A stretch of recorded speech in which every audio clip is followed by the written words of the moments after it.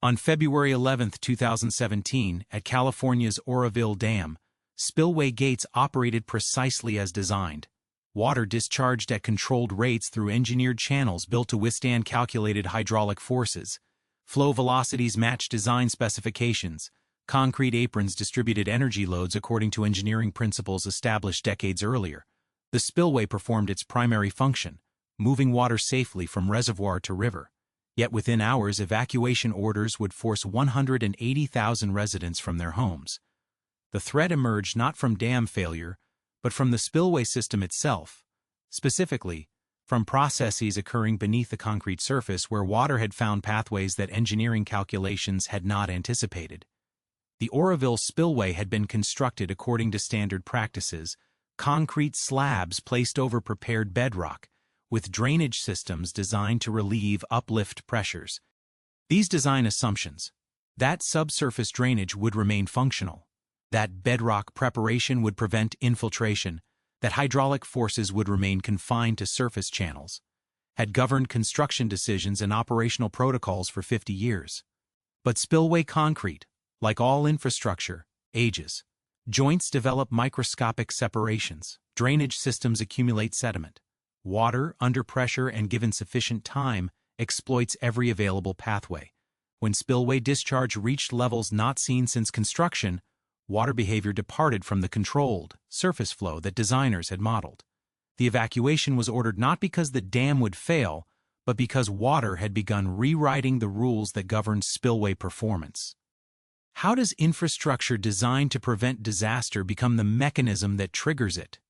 The Oroville Dam spillway system emerged from a specific engineering philosophy that dominated American dam construction in the 1960s. Flood control through massive concrete structures that could safely channel extreme water volumes while maintaining reservoir operations. When California's Department of Water Resources began designing what would become the world's tallest dam in 1957, the spillway represented the critical interface between controlled storage and uncontrolled discharge, a concrete pathway that would allow operators to prevent catastrophic overtopping by releasing water at rates up to 270,000 cubic feet per second. The spillway's design reflected established Bureau of Reclamation principles that had governed major dam construction since the 1930s. Water would enter through radial gates controlled from a service bridge, flow down a concrete-lined chute inclined at carefully calculated angles, and dissipate energy in a stilling basin before rejoining the Feather River. This approach assumed that concrete, properly placed over prepared bedrock, would contain hydraulic forces indefinitely. The design premise was straightforward.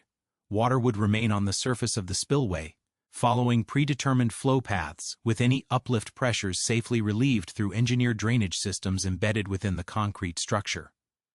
The spillway chute itself extended 3,000 feet from the dam's outlet structure to the river below, dropping 730 feet in elevation. Engineering calculations determined that the chute required a specific concrete thickness, typically 12 to 18 inches, over a foundation of carefully prepared rock. The bedrock beneath the spillway consisted of what geologists in the 1950s classified as metavolcanic rock, later redesignated as the Smartville ophiolite, a formation of weathered volcanic material that had undergone significant chemical alteration over geological time. Critical to the spillway's function was an extensive drainage system designed to prevent water from accumulating beneath the concrete slabs.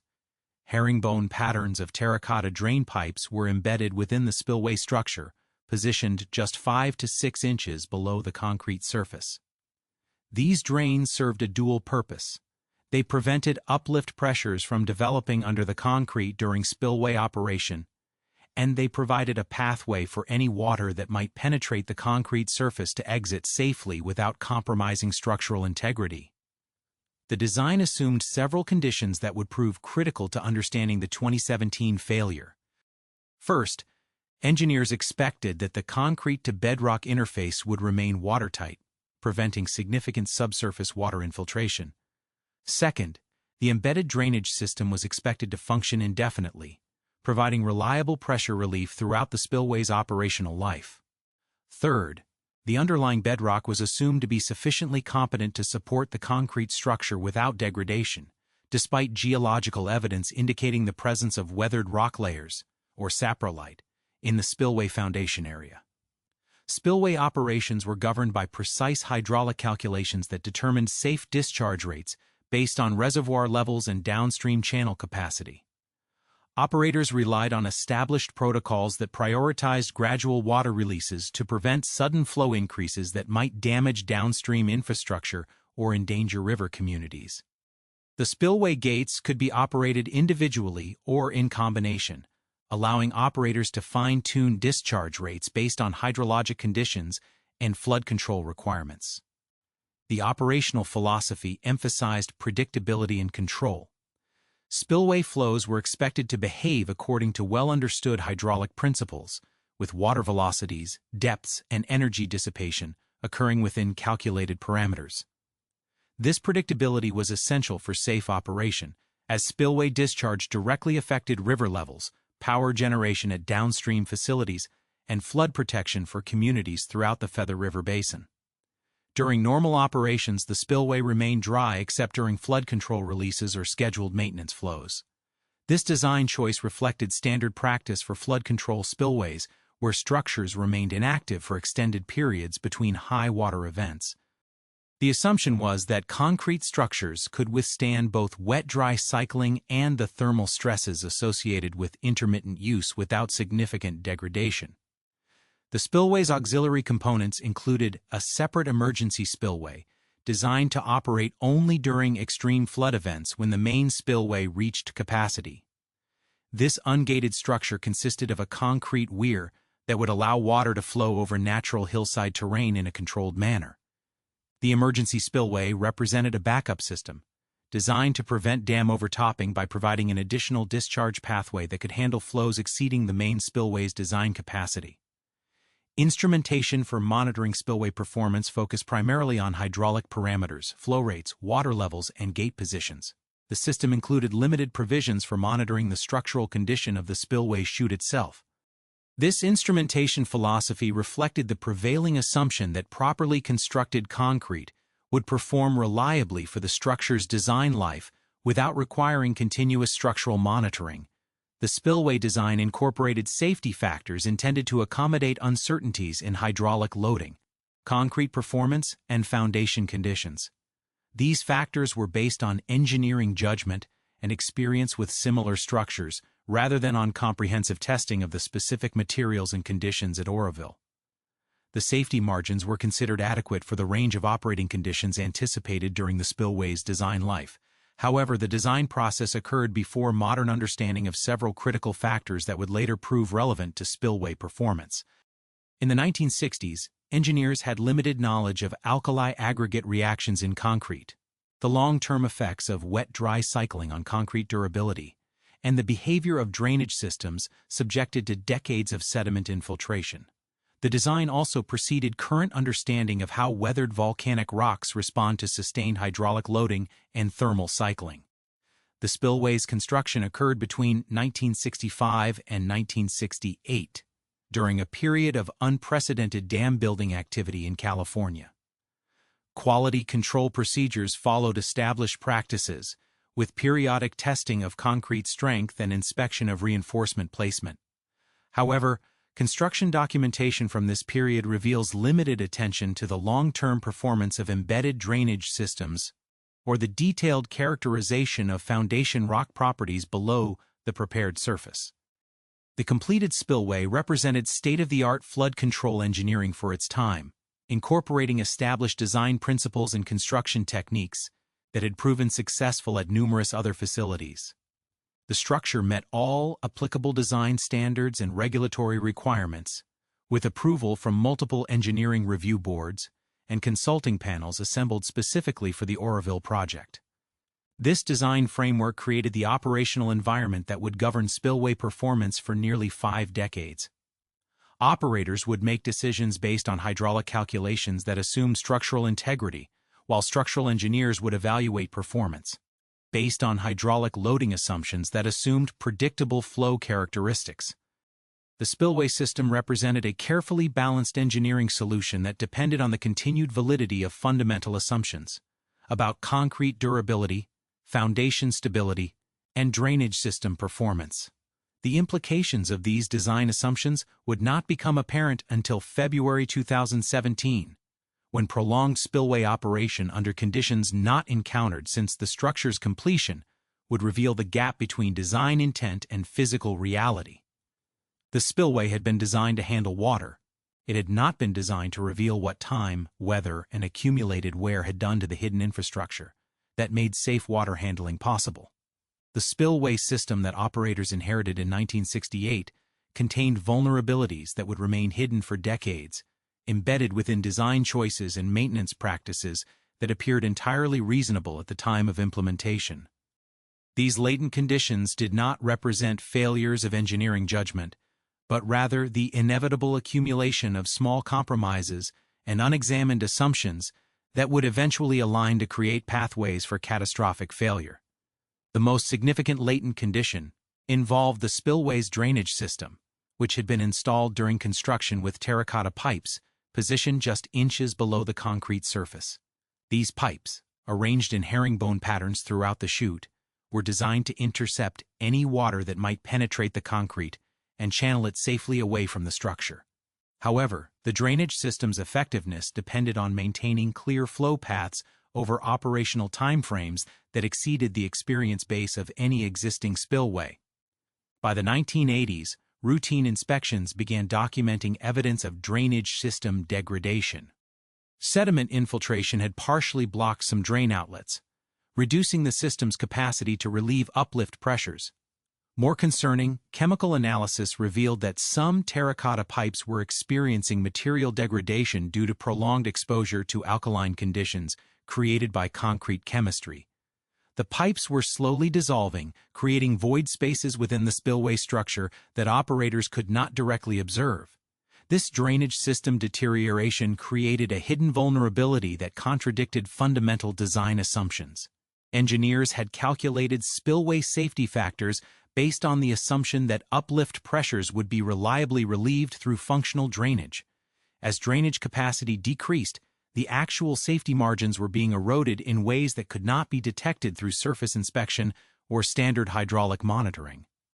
Maintenance procedures during the spillway's operational life focused primarily on concrete surface repairs and gate mechanism servicing. These activities followed established protocols for dam maintenance, emphasizing visible components and mechanical systems that could be tested and verified. However, the embedded drainage system lay beyond the reach of routine maintenance, accessible only through expensive and disruptive excavation that was never authorized during the spillway's first 4 decades of operation. The maintenance philosophy reflected broader organizational assumptions about concrete infrastructure durability. Concrete structures were expected to provide decades of reliable service with minimal intervention, a belief supported by experience with other major dams constructed during the same period. This confidence in concrete permanence discouraged intensive investigation of subsurface conditions, particularly when surface inspections revealed no obvious signs of distress. Organizational factors within the California Department of Water Resources further contributed to the accumulation of latent conditions. Budget constraints during the 1980s and 1990s led to deferral of comprehensive structural assessments that might have revealed drainage system problems earlier.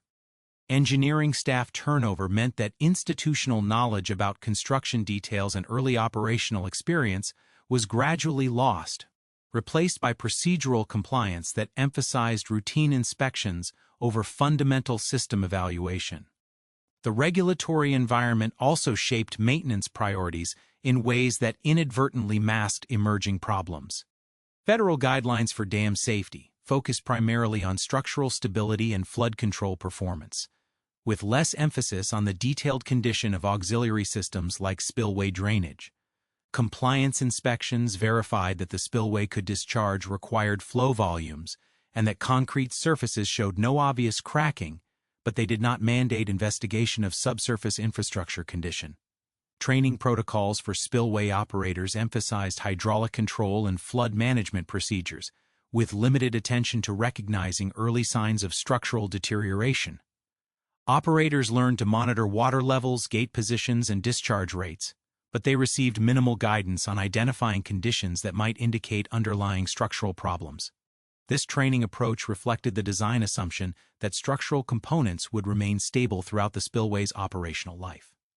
The spillway's instrumentation system compounded these organizational limitations by providing extensive data on hydraulic performance while offering minimal information about structural condition. Operators could precisely monitor flow rates and water pressures, but they had no direct means of assessing the integrity of the drainage system or the condition of the concrete bedrock interface. This instrumentation bias reinforced the operational focus on hydraulic control while maintaining structural assumptions that were becoming increasingly questionable. Documentation practices during routine maintenance activities inadvertently obscured evidence of emerging problems. Work orders typically focused on specific repair tasks rather than comprehensive condition assessment, creating records that captured individual symptoms without revealing systematic deterioration patterns. When maintenance crews repaired surface cracks or replaced concrete sections, these activities were documented as routine improvements rather than responses to underlying structural changes. The spillway's design had also created a maintenance trap through its herringbone drainage system configuration. The intricate network of buried pipes made comprehensive inspection extremely difficult, while the system's distributed nature meant that partial blockages might not significantly affect overall spillway performance until deterioration became widespread. Operators could not easily distinguish between normal operational variations and the gradual degradation of critical subsurface infrastructure. Seasonal operation patterns further masked the progression of structural deterioration. The spillway operated primarily during winter flood seasons, remaining dry for extended periods between high water events. This intermittent use pattern meant that emerging problems might not become apparent until spillway discharge reached levels that had not been sustained for years or decades. The wet-dry cycling also created thermal and chemical stresses that accelerated material degradation in ways that were poorly understood when the spillway was designed. Professional culture within the dam engineering community contributed to delayed recognition of spillway vulnerabilities. Engineers naturally focused on demonstrated performance rather than speculative failure modes, particularly when structures had operated successfully for decades. The spillway's reliable flood control performance during major storms in the 1980s and 1990s reinforced confidence in the design approach, discouraging investigation of theoretical problems that had no obvious operational impact. The accumulation of these latent conditions created a situation where the spillway's apparent reliability masked fundamental changes in its structural behavior. Surface inspections continued to show acceptable concrete condition, hydraulic performance remained within design parameters, and flood control operations proceeded according to established procedures. However, the hidden infrastructure that made this performance possible was gradually failing in ways that would not become apparent until extreme operating conditions exposed the accumulated degradation. By 2017, nearly 50 years after construction, the spillway represented a complex system where original design assumptions no longer accurately reflected physical reality. The drainage system that was supposed to prevent uplift pressures had been compromised by decades of sediment infiltration and material degradation. The bedrock foundation that was expected to provide stable support had been altered by prolonged exposure to water infiltration and thermal cycling. The concrete structure that appeared sound from surface inspection was underlain by void spaces and weakened interfaces that contradicted engineering calculations. These latent conditions had not triggered any obvious warning signs that would have prompted immediate corrective action.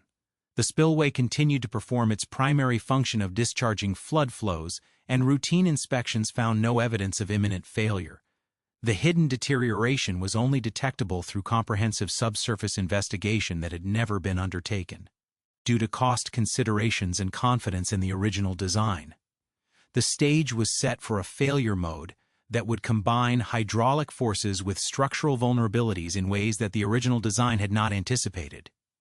When sustained spillway operation finally occurred in February 2017, the accumulated effects of decades of hidden deterioration would interact with hydraulic loading to create conditions that overwhelmed the spillway's compromised structural capacity. The winter of 2016 to 2017 brought California unprecedented rainfall following years of severe drought. By late January 2017, Oroville Reservoir had risen from critically low levels to near capacity, forcing operators to begin sustained spillway releases for the first time since 1997. What appeared to be routine flood control operation would reveal the accumulated effects of decades of hidden infrastructure degradation. On February 6, 2017, spillway operators began controlled releases at approximately 25,000 cubic feet per second to manage rising reservoir levels. Flow rates remained well within design parameters, and hydraulic conditions appeared entirely normal. Water entered through the radial gates, accelerated down the concrete chute, and dissipated energy in the stilling basin exactly as engineering calculations predicted. Surface observations revealed no unusual conditions, and operators had no reason to suspect that anything other than routine flood control was occurring. However, beneath the spillway's concrete surface, conditions were departing significantly from design assumptions. The sustained flow was creating hydraulic pressures that the compromised drainage system could no longer adequately relieve. Water began infiltrating through concrete joints and microcracks that had developed over decades of thermal cycling and chemical exposure. This infiltration process was invisible to operators, who had no instrumentation capable of detecting subsurface water accumulation. The infiltrating water encountered foundation conditions that differed substantially from what engineers had assumed during design. Instead of competent bedrock capable of supporting the concrete structure indefinitely, the water reached layers of saprolite, weathered volcanic rock that had been chemically altered by geological processes over millions of years. This material, which appeared stable when dry, became highly erodible when saturated and subjected to hydraulic pressure. For several days, spillway operation continued without obvious incident. Operators maintained discharge rates according to established flood control protocols, responding to rising reservoir levels by gradually increasing flow through additional gate openings. The spillway appeared to perform exactly as designed, handling increasing water volumes while maintaining controlled downstream releases. Hydraulic monitoring showed flow rates, velocities, and energy dissipation occurring within expected parameters. The divergence between apparent performance and actual structural condition became critical on February 7, when operators increased spillway discharge to approximately 52,000 cubic feet per second. This flow rate, while still well below the spillway's design capacity, created hydraulic conditions that had not been sustained since the structure's completion in 1968. The increased discharge generated higher pressures throughout the spillway system, including uplift pressures beneath the concrete that the degraded drainage system could not adequately manage. At approximately 9:30 a.m. on February 7, a spillway inspector conducting routine visual surveillance noticed what appeared to be unusual water flow emerging from the concrete surface near the spillway's midsection. Initial observations suggested possible concrete joint separation, a minor maintenance issue that would normally require investigation but not immediate operational response. The inspector reported the observation to operations staff, initiating a standard protocol for investigating potential spillway anomalies. What operators could not see was that water infiltration had reached a critical threshold where hydraulic pressure exceeded the structural capacity of the weakened foundation interface. Beneath the concrete, erosion had begun removing saprolite material, creating void spaces that undermined structural support.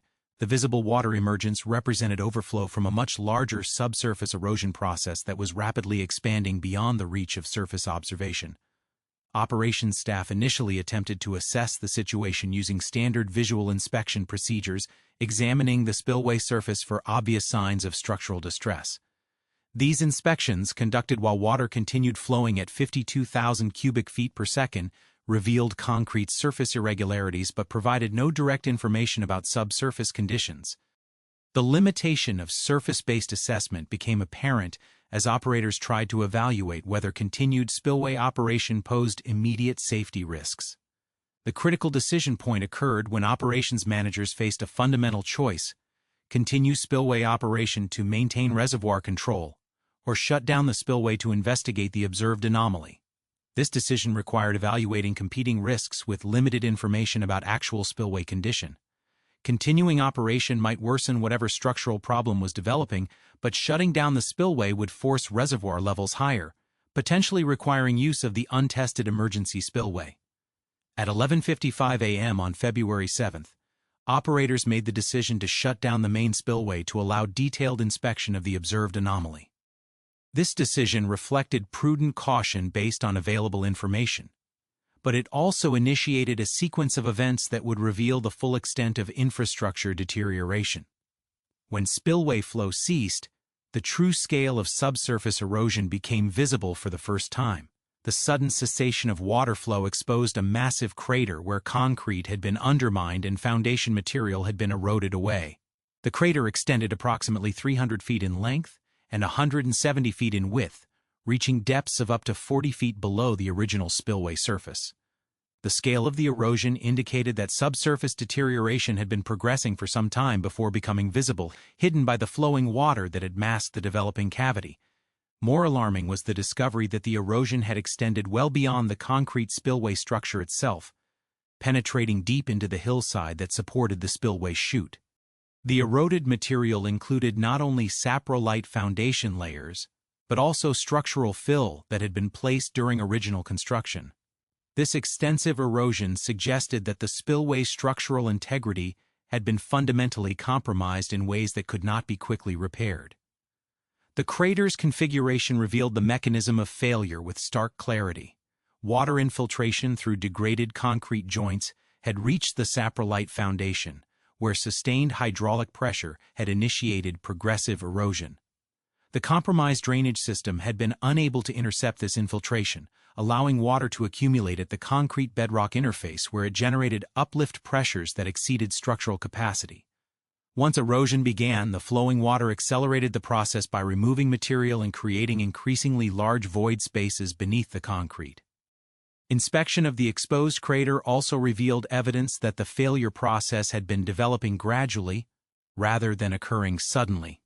Multiple layers of eroded material showed distinct stages of deterioration, indicating that foundation erosion had been progressing through successive wet seasons without detection.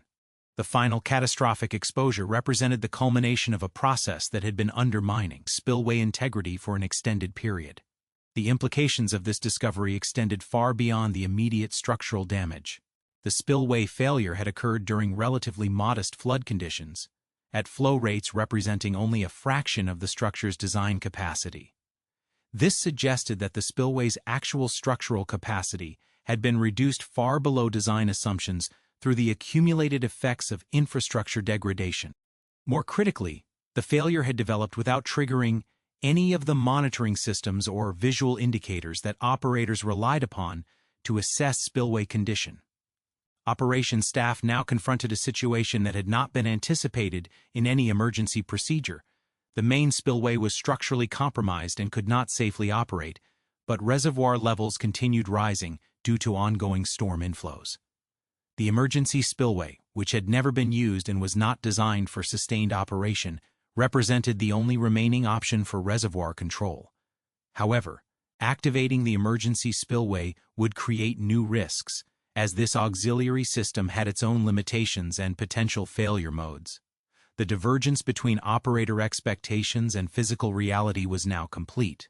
The spillway that had appeared to function normally just hours earlier was revealed to be structurally compromised beyond immediate repair. The infrastructure that operators had trusted to provide reliable flood control had been silently degrading for years, maintaining an appearance of competence while losing the capacity to perform safely under sustained loading. The failure exposed not just physical deterioration, but the inadequacy of inspection and monitoring systems that had failed to detect the progressive loss of structural integrity. The massive crater exposed by the spillway shutdown revealed a failure mechanism that contradicted fundamental engineering assumptions about concrete infrastructure behavior. The erosion pattern provided forensic evidence of how water infiltration, foundation deterioration, and structural uplift had combined to create catastrophic undermining that remained invisible until the moment of exposure. Understanding this failure chain required reconstructing the physics of progressive deterioration that had been developing beneath the spillway surface for decades. The failure originated at the interface between concrete and bedrock, where design assumptions about waterproof bonding had proven incorrect over operational timeframes. concrete placement during the 1960s had followed standard procedures for achieving adhesion to prepared rock surfaces, but these procedures did not account for the long-term effects of thermal cycling, chemical exposure, and micro-movement that gradually compromised the bond integrity. Seasonal temperature variations caused differential expansion between concrete and rock, creating microscopic separations that allowed water infiltration during subsequent spillway operations. This infiltration process accelerated during periods of sustained spillway discharge, when hydraulic pressure forced water into any available pathway through the concrete structure. The compromised drainage system, originally designed to intercept such infiltration, had been rendered ineffective by decades of sediment accumulation and terracotta pipe deterioration. Instead of being safely channeled away, infiltrating water accumulated at the concrete-rock interface where it generated uplift pressures that the original design had assumed would never occur. The bedrock beneath the spillway consisted of saprolite, developed from the Smartville ophiolite, a geological formation that exhibited dramatically different properties when saturated compared to its dry state. During design and construction, this material had appeared competent and stable, supporting engineering confidence in long-term foundation performance.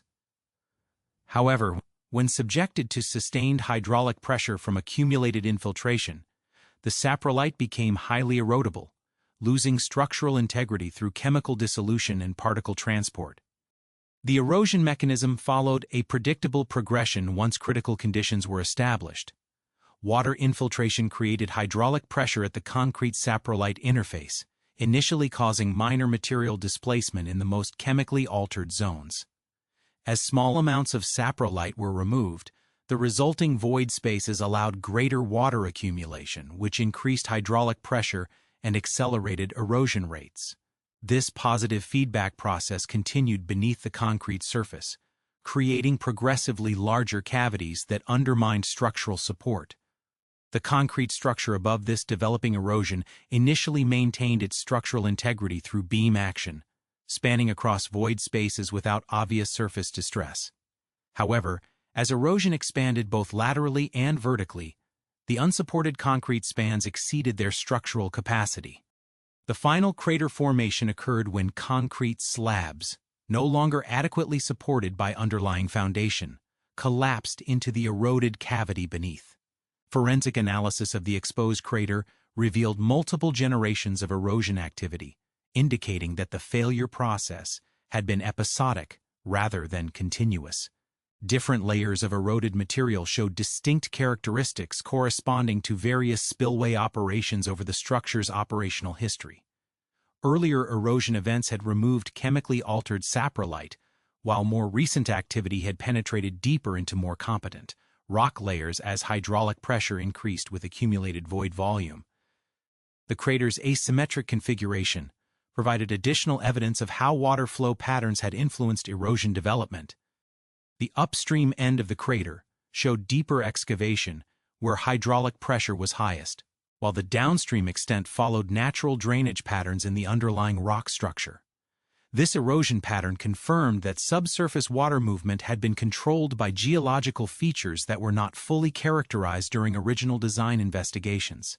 Measurement of the eroded volume revealed the scale of material removal that had occurred without detection.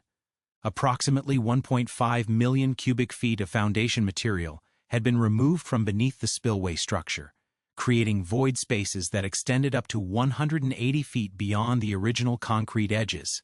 This massive erosion had progressed through multiple spillway operations without triggering any monitoring system or visual indicator that might have warned operators of developing structural compromise. The timing of final crater exposure corresponded with hydraulic conditions that exceeded a critical threshold for continued concrete structural integrity. When spillway discharge reached 52,000 cubic feet per second on February 7, the combination of increased hydraulic pressure and reduced foundation support created conditions where the remaining concrete structure could no longer maintain stability. The visible water emergence that prompted operator concern represented the point where internal hydraulic pressure overcame the concrete's capacity to contain subsurface flow. Temperature measurements taken after crater exposure revealed additional evidence of the failure mechanism. Thermal imaging showed that water temperatures in the eroded cavity were several degrees warmer than spillway surface flow, indicating that the subsurface water had been in contact with the foundation for extended periods. This thermal signature supported the conclusion that water infiltration and accumulation had been occurring long before the final structural failure. Chemical analysis of water samples from the crater provided further forensic evidence of progressive foundation deterioration. Dissolved mineral content significantly exceeded levels typical of surface spillway flow, confirming extensive chemical interaction between infiltrating water and saprolite foundation materials. The specific mineral composition indicated that chemical dissolution had been occurring over time frames consistent with years rather than days of water-rock contact. The failure mechanism also explained why routine spillway inspections had failed to detect developing problems. Surface-based visual inspection could not penetrate the concrete structure to assess subsurface conditions, while the spillway's hydraulic performance remained within acceptable parameters despite progressive foundation erosion. The structural deterioration had been occurring in a zone that was inaccessible to conventional monitoring techniques and had not yet affected the spillway's primary function of discharging water. Structural calculations performed after crater exposure revealed how dramatically the spillway's load-carrying capacity had been reduced by foundation erosion. The concrete slabs that had appeared structurally adequate when assumed to be fully supported were actually operating far beyond their design limits as they spanned across growing void spaces. The factor of safety that engineers had incorporated into the original design had been completely eliminated by foundation deterioration that was not anticipated in design calculations. The physics of the failure also demonstrated why the erosion process had accelerated rather than stabilizing over time. Unlike surface erosion, which typically reaches equilibrium as resistant materials are exposed, the subsurface erosion at Oroville had encountered progressively more vulnerable foundation conditions as it penetrated deeper into chemically altered rock layers. Each erosion cycle had created conditions that facilitated more extensive deterioration during subsequent spillway operations. Analysis of spillway flow conditions during the failure development revealed another critical factor. The sustained discharge rates that triggered final failure were not extreme by historical standards, but they represented the longest continuous operation at moderate flow rates in the spillway's operational history. Previous spillway operations had typically involved higher peak flows for shorter durations, which had not provided sufficient time for the progressive hydraulic pressure accumulation that ultimately caused foundation failure. The crater formation marked the point of no return for spillway structural integrity. Once the foundation erosion was exposed to atmospheric conditions and direct spillway flow, any attempt to resume normal operation would accelerate erosion at rates that could undermine adjacent structures, including the spillway gates and approach channel. The physical evidence revealed that the spillway's capacity for safe flood control had been permanently eliminated by the accumulated effects of infrastructure deterioration that had remained hidden for decades. The failure chain demonstrated how multiple design assumptions could be invalidated simultaneously without producing obvious warning signs. The assumption of permanent concrete bedrock bonding, the assumption of effective drainage system performance, and the assumption of competent foundation materials had all proven incorrect. But their combined failure had remained undetectable until catastrophic exposure occurred. The spillway had continued to function hydraulically even as it lost the structural capacity necessary for safe long-term operation. With the main spillway rendered inoperable by catastrophic foundation failure, operators confronted an unprecedented scenario that had not been anticipated in any emergency procedure: rising reservoir levels with no reliable means of controlled discharge. The emergency spillway, which had never been used in 50 years of dam operation, represented the only remaining option for preventing reservoir overtopping, but activating this auxiliary system would create new risks that were poorly understood and potentially more dangerous than the original spillway failure.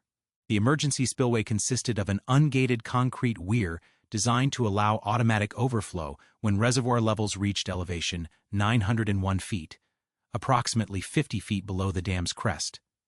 Unlike the main spillway's controlled gate system, The emergency spillway operated as a simple overflow structure with no mechanism for regulating discharge rates. Water would flow over the weir, down an unlined natural hillside, and eventually reach the Feather River through an erosion-prone channel that had never been subjected to sustained high-velocity flow. As reservoir levels continued rising due to ongoing storm inflows, operators calculated that emergency spillway activation would occur within 24 to 48 hours unless alternative discharge methods could be implemented. Attempts to temporarily repair the main spillway were quickly abandoned when engineering assessment revealed that the foundation erosion extended far beyond what could be addressed through emergency measures. The crater's depth and lateral extent indicated that any concrete placement would lack adequate structural support and could fail catastrophically under renewed spillway operation. On February 11, 2017, at approximately 8:00 a.m., Lake Oroville reached elevation 901 feet, triggering automatic overflow through the emergency spillway for the first time in the structure's operational history. Initial flow rates were relatively modest, approximately 1,000 cubic feet per second, but the psychological impact was enormous. The emergency spillway's activation represented acknowledgement that the primary flood control system had failed and that dam safety now depended on an auxiliary system with unknown performance characteristics. Emergency spillway operation initially proceeded without obvious problems. Water flowed smoothly over the concrete weir and began its descent down the natural hillside channel toward the river. However, operators and engineering staff immediately recognized that sustained operation at higher flow rates could create new failure modes that were potentially more dangerous than the main spillway crater. The emergency spillway channel consisted of natural soil and rock that had not been designed to withstand the erosive forces of high-velocity water flow. As reservoir levels continued rising, emergency spillway discharge increased proportionally, reaching approximately 12,500 cubic feet per second by February 12. This flow rate generated water velocities and erosive forces that began visibly altering the natural channel configuration. Aerial surveillance revealed progressive erosion at multiple locations along the emergency spillway channel, with particular concern focused on areas where the channel curved or encountered variations in soil conditions. The most critical vulnerability became apparent when engineers recognized that continued emergency spillway erosion could potentially undercut the concrete weir structure itself. The weir had been constructed with relatively shallow foundations, adequate for its intended function as an emergency overflow structure but not designed to withstand the foundation erosion that sustained high-flow operation might produce. Loss of the emergency spillway weir would eliminate controlled overflow, forcing uncontrolled overtopping of the dam's main embankment. Engineering calculations revealed the catastrophic potential of this failure progression. If emergency spillway erosion compromised the weir structure, reservoir levels would continue rising until water began flowing over the earthen dam embankment itself. Earthen dams are not designed to withstand overtopping flows, and such conditions typically result in rapid embankment failure and uncontrolled reservoir release. The potential failure of Oroville Dam would threaten hundreds of thousands of downstream residents with little warning time for evacuation. This analysis prompted the most difficult decision in the crisis sequence: whether to continue emergency spillway operation with its associated erosion risks, or attempt to reduce reservoir levels through renewed main spillway operation, despite the massive foundation crater. Either choice involved significant risks that could not be precisely quantified. Continued emergency spillway use might trigger progressive failure leading to dam overtopping, while renewed main spillway operation might worsen foundation conditions and eliminate future discharge options entirely. On February 12, dam safety officials made the decision to prioritize immediate reservoir level reduction over long-term spillway preservation. Main spillway operation resumed at approximately 100,000 cubic feet per second, directing flow through the damaged structure despite obvious risks of accelerating foundation erosion. This decision reflected recognition that the immediate threat of emergency spillway failure outweighed concerns about further damaging the main spillway infrastructure. The resumed main spillway operation created a surreal operational environment where massive volumes of water flowed through and around the foundation crater, generating spectacular erosion effects that were continuously monitored for signs of progressive failure. High-velocity flow scoured additional material from the crater walls and floor, creating increasingly dramatic erosion patterns that extended well beyond the original spillway boundaries. However, the concrete portions of the spillway structure that remained intact continued to channel the majority of flow toward the river, preventing complete loss of discharge capacity.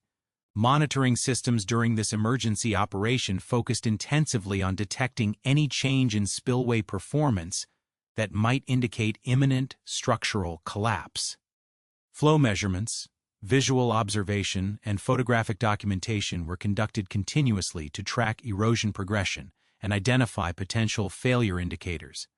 This monitoring revealed that while erosion continued, it appeared to be stabilizing as the flow encountered more competent rock layers beneath the original saprolite foundation. The emergency operation also demonstrated the limitations of existing dam safety protocols for managing infrastructure failures of this magnitude.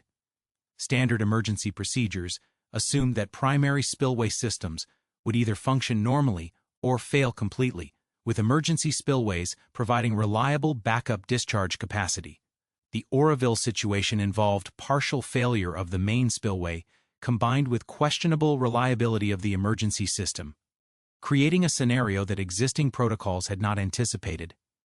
Coordination between multiple agencies during the emergency revealed additional systemic vulnerabilities in dam safety management. The California Department of Water Resources, which operated the dam, required approval from federal regulators for emergency spillway modifications, but such approvals typically required engineering analyses that could not be completed within the timeframes demanded by rising reservoir levels. The regulatory framework that worked effectively for routine dam operations proved inadequate for managing rapidly evolving emergency conditions. Weather forecasting added another layer of uncertainty to stabilization efforts. Additional storm systems approaching Northern California threatened to produce inflows that would overwhelm any discharge capacity achievable through the damaged spillway systems. Operators faced the possibility that even maximum spillway discharge might be insufficient to prevent reservoir overtopping if projected storm intensities materialized. This meteorological uncertainty forced consideration of even more extreme measures, including controlled breaching of auxiliary dam structures to increase discharge capacity. The stabilization period also revealed how infrastructure failure could cascade beyond the immediate facility. Massive spillway discharges, whether through the damaged main spillway or the erosion-prone emergency spillway, created downstream flooding concerns that complicated operational decisions. Communities along the Feather River experienced unprecedented flow rates that threatened levee systems and required evacuations based on flood projections rather than dam failure scenarios. Public communication during the stabilization attempts highlighted the challenge of explaining complex engineering uncertainties to populations facing potential evacuation. Officials struggled to convey that the dam itself remained structurally sound while acknowledging that spillway failures created risks that could not be precisely quantified. The technical distinction between spillway failure and dam failure was crucial for engineering assessment, but proved difficult to communicate effectively to concerned residents. By February 13th, intensive spillway operation had succeeded in reducing reservoir levels below the emergency spillway activation point, providing temporary relief from the most immediate failure threats. However, this achievement came at the cost of further devastating the main spillway infrastructure and demonstrating that the emergency spillway could not be relied upon for sustained operation. The stabilization had been achieved, but at the cost of revealing that Oroville Dam's flood control capability had been fundamentally compromised. The emergency also exposed the vulnerability of California's water supply system to infrastructure failure. Oroville Dam represented a critical component of the state water project, and its impaired flood control capability had implications extending far beyond immediate dam safety. The spillway failures had revealed systemic risks in aging infrastructure that had been assumed to provide reliable service indefinitely. The months following the emergency revealed the full scope of infrastructure deterioration, through comprehensive forensic investigation that had never been undertaken during the spillway's operational life. Advanced geotechnical exploration, including deep drilling and ground-penetrating radar, exposed foundation conditions that contradicted every assumption upon which the spillway's design had been based. The investigation findings would fundamentally alter understanding of concrete infrastructure durability and establish new protocols for monitoring aging dam systems. Core samples extracted from the spillway foundation revealed extensive saprolite development throughout the bedrock that had been classified as competent during original construction. Geological analysis showed that chemical weathering had penetrated far deeper into the Smartville phyolite than 1960s investigation techniques could detect. In some areas, chemically altered rock extended more than 100 feet below the original spillway foundation, creating conditions where any significant water infiltration would inevitably lead to progressive erosion and structural undermining. Laboratory testing of saprolite samples demonstrated the dramatic difference between dry and saturated material properties that had not been characterized during design investigations. When dry, the saprolite exhibited compressive strengths adequate for supporting concrete structures, but when saturated and subjected to hydraulic pressure, the same material became highly erodible with virtually no resistance to particle removal. This fundamental change in material behavior under operational conditions explained how foundation failure could develop without producing obvious surface indicators until catastrophic exposure occurred. Detailed inspection of the demolished spillway structure revealed extensive deterioration throughout the concrete and drainage systems that surface inspections had failed to detect. The embedded terracotta drainage pipes showed advanced stages of chemical dissolution, with many sections completely missing and others reduced to fragments that provided no drainage capacity. Concrete core samples revealed alkali aggregate reactions, chloride penetration, and microcracking that had compromised structural integrity throughout the spillway's operational life. Chemical analysis of the eroded foundation materials provided forensic evidence of the timeline over which deterioration had been progressing. Mineral deposits and chemical signatures indicated that significant water infiltration and saprolite erosion had been occurring for at least 15 to 20 years before final failure. This extended deterioration period demonstrated that the spillway had been operating far below its design safety margins for decades, while appearing to function normally through routine inspection procedures. The forensic investigation also revealed critical design assumptions that had been invalidated by actual operational experience. The assumption that concrete bedrock interfaces would remain watertight had been contradicted by thermal cycling effects that were not fully understood in the 1960s. The assumption that embedded drainage systems would function indefinitely had been proven incorrect by chemical and sediment infiltration processes that gradually eliminated drainage capacity. The assumption that foundation bedrock would provide stable support had been invalidated by previously unrecognized geological conditions. Advanced instrumentation installed during reconstruction efforts provided data on spillway behavior that had never been available to operators during 5 decades of operation. Piezometers, measuring subsurface water pressure, revealed fluctuations that correlated with spillway discharge rates, confirming that hydraulic pressure beneath the concrete had been varying significantly during routine operations. Strain gauges embedded in new concrete sections showed stress concentrations that indicated foundation settlement and movement that had been occurring without detection. The forensic findings necessitated fundamental revisions to dam safety protocols throughout California and eventually across the United States. The Federal Energy Regulatory Commission established new requirements for comprehensive foundation investigation at existing spillway facilities, recognizing that visual inspection techniques were inadequate for detecting the types of deterioration that had caused the Oroville failure. These new protocols required periodic subsurface exploration, advanced materials testing, and instrumentation installation to monitor conditions that could not be assessed through surface observation. Engineering analysis of the failure sequence revealed systemic flaws in the approach to aging infrastructure management. The emphasis on routine maintenance of visible components had obscured the need for comprehensive assessment of hidden infrastructure elements that were critical to structural performance. The confidence in concrete permanence that had shaped maintenance philosophies for decades was replaced by recognition that all infrastructure components require continuous monitoring and eventual replacement regardless of surface appearance. The investigation also exposed regulatory gaps that had allowed critical infrastructure deterioration to progress without intervention. Existing dam safety regulations focus primarily on structural stability and flood control performance, with minimal requirements for assessing the condition of auxiliary systems like spillway drainage. The regulatory framework assumed that properly constructed concrete infrastructure would provide reliable service throughout its design life, an assumption that the Oroville failure demonstrated to be incorrect. Professional engineering practices underwent significant revision as the forensic findings were disseminated throughout the dam safety community. The traditional approach to spillway design, which emphasized hydraulic performance with structural components assumed to be permanent, was replaced by integrated design philosophies that explicitly considered infrastructure aging and deterioration over operational timeframes. New design standards required consideration of maintenance access, component replacement, and long-term monitoring as essential elements of spillway systems.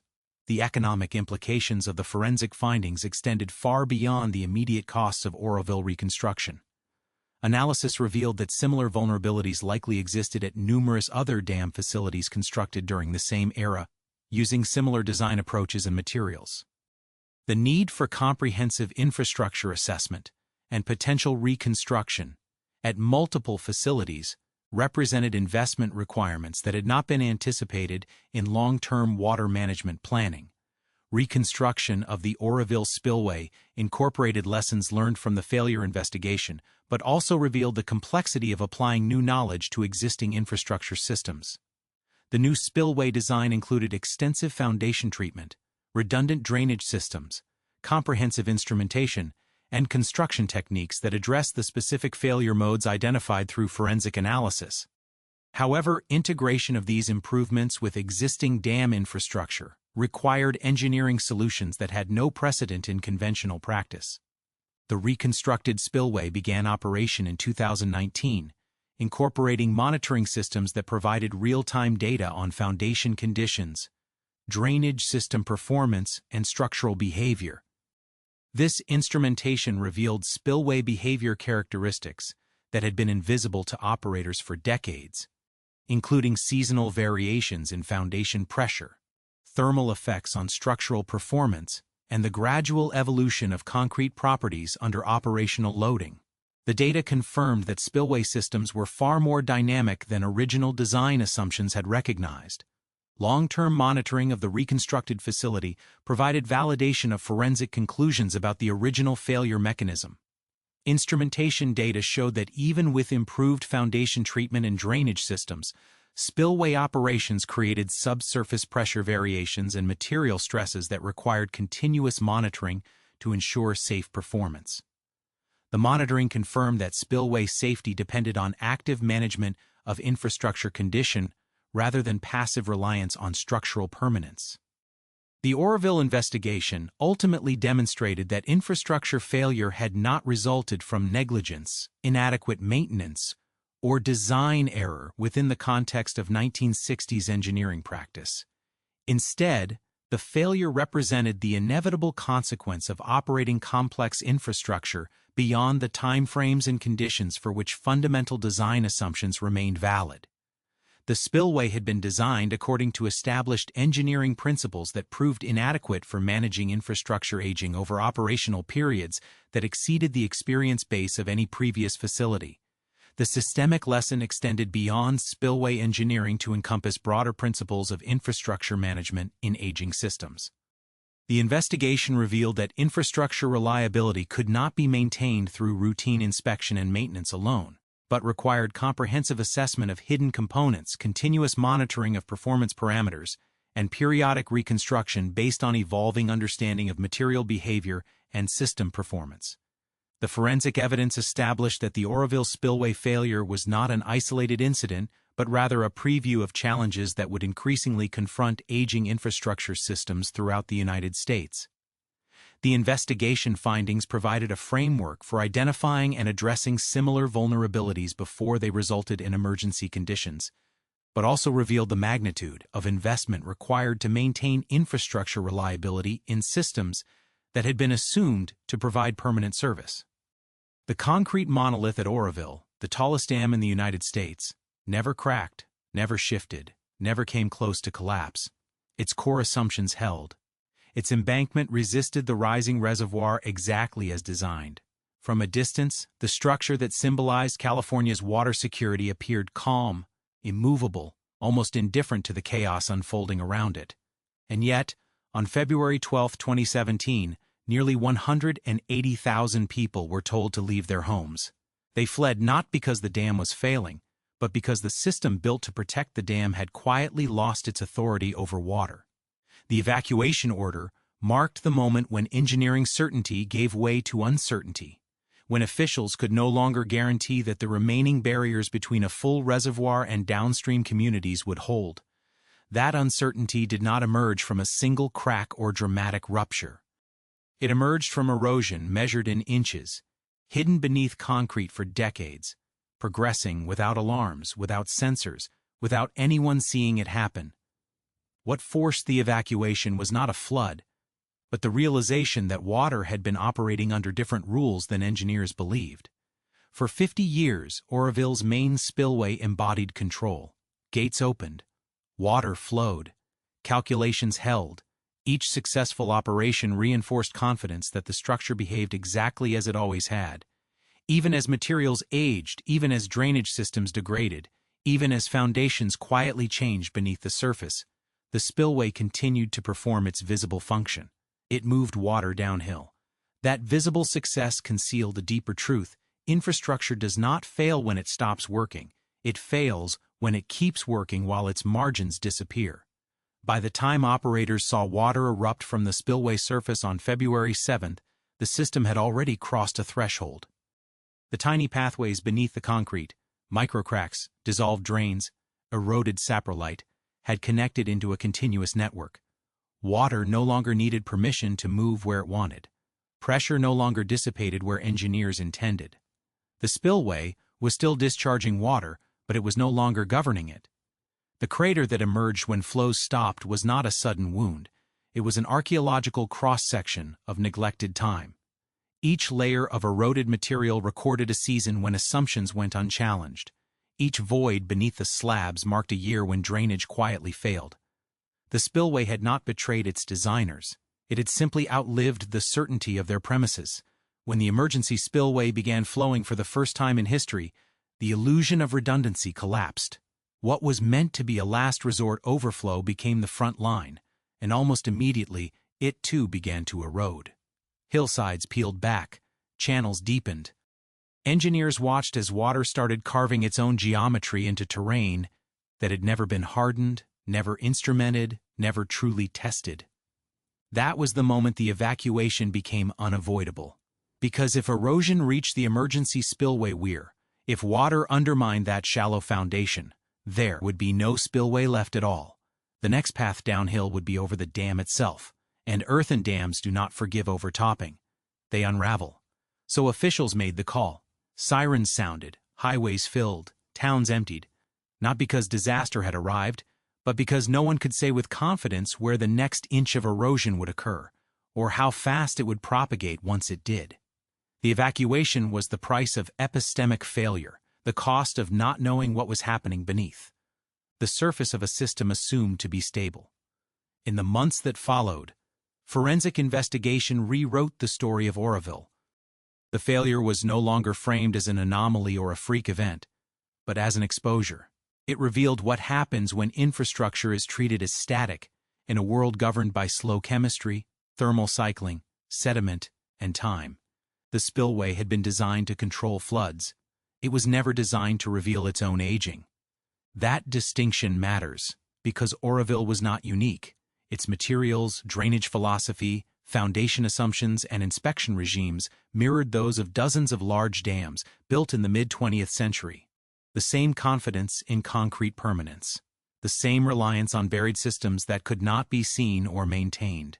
The same focus on surface performance over subsurface reality.